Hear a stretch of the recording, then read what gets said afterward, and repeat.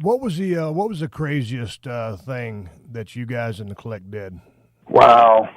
You mean the clique combined, all five of us? Yeah, just Like, I mean, people, they bring up I don't talk about it too much, but like I'll mention it just because I gotta own it. Like, the pooping in Sonny's deli tray. We'd all bring deli back or the. Let me break this down for him, Sean. Back in the day, I'll set the story for you to do the payoff. Back in the day, we would go to the UK for 7 days, and then we'd go right to Germany for 7 days, or vice versa. We had a heel bus and we had a baby face bus to protect the integrity of the business. Of course. So anyway, when we got to the building, these towns are pretty far apart.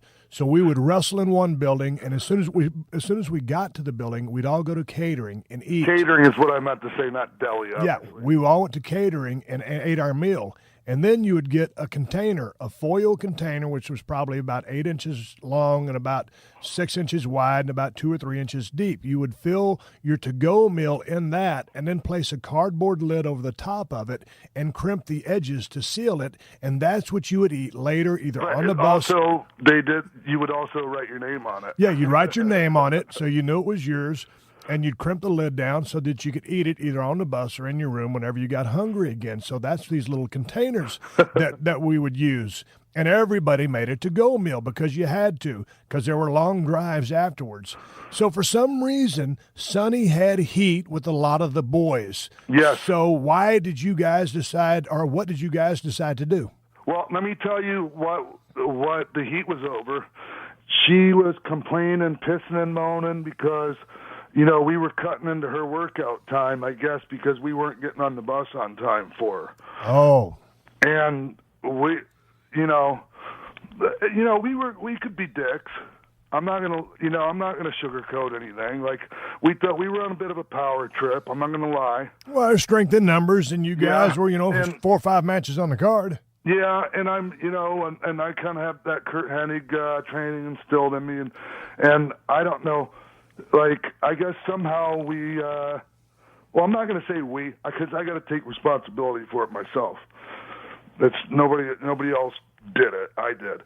But I was a bit of a follower back then. Somehow that seemed to be a big enough offense for me to.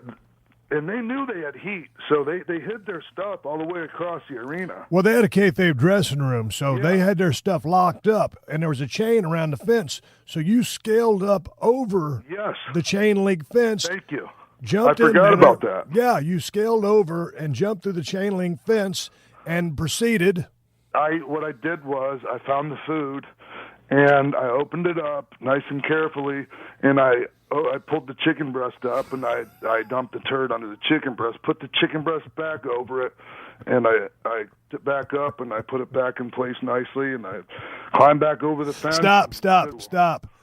So when you climb over the cage, a la Spider-Man, go down, find the lunch kit, remove the top. Do you just drop trowel and lay a turd from your ass, or had you put the turd in a transportable device? No, I can't tell you whose turd it was, but it wasn't mine. And so were you walking around with a turd in your hand?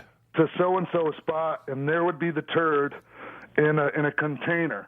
What kind of container do you carry? Stop. What kind of container do you carry a turd in? I think this might have been even the same catering container. Okay, gotcha. Y'all got a turd container to go. Right. So you remove the chicken breast, you lay the turd in. Yeah. And right on the pasta, put the chicken breast back on top. Carefully recrimp it and, climb back over, and business as usual.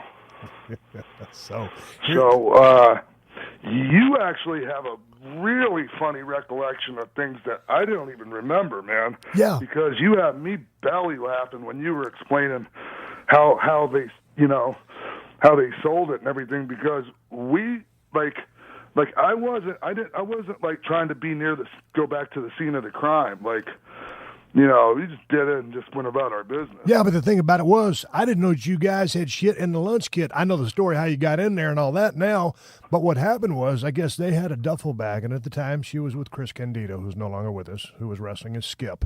But anyway, so they put the lunch kit in the duffel bag, and these are the big tour buses that when you stop, the driver gets out and pops the side hatches.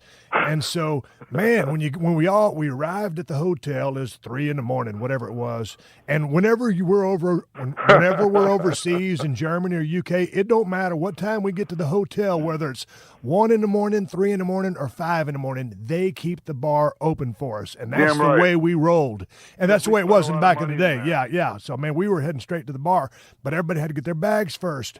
And when they popped the hatches on that damn bus, it smelled like someone had taken a big steaming shit on the sidewalk. And it was a turd in the bag in the container that had Sonny's name on it. But they didn't know that yet. And I could smell that motherfucker like it was today. They went all the way up to the room, put the bags in the room. I'm assuming they took the lunch kit out and put it on the cabinet or whatever they had there in their room. And still didn't smell a rat, in this case, a turd. I guess evidently, as the story goes, I could have her come on and confirm this, but right. I guess about 3:30, 4 in the morning, I guess someone got the munchies and went to open that motherfucker, and there was a big-ass stink pickle. I didn't want to think about that part. Ugh. But I just remember there was a phone call being made. Sonny was on a flight going back to the United States, and Chris Candido was hotter than a sumbitch. And I was with Davey Boy Smith. We kind of hung out a little bit together back in the day. And, Davey had that thick Manchester accent. Right. He said, man, there's going to be a lot of fucking heat about this. And I says, Chris is mad as a motherfucker. And I said, dude, what's he all mad about? And this Davey boy, I couldn't believe it. He goes, what the fuck you talking about? What's he fucking mad about? He's shitting his fucking wife's lunch kit. And I was like, well, fuck, he didn't shit in his. He wasn't the one that was ribbed. Now I think if somebody shit in my wife's lunch kit, I'd be a mad motherfucker too. Yeah. So anyway, they shipped her home. Davey was ballistic, and the rib was what it was. But it was interesting.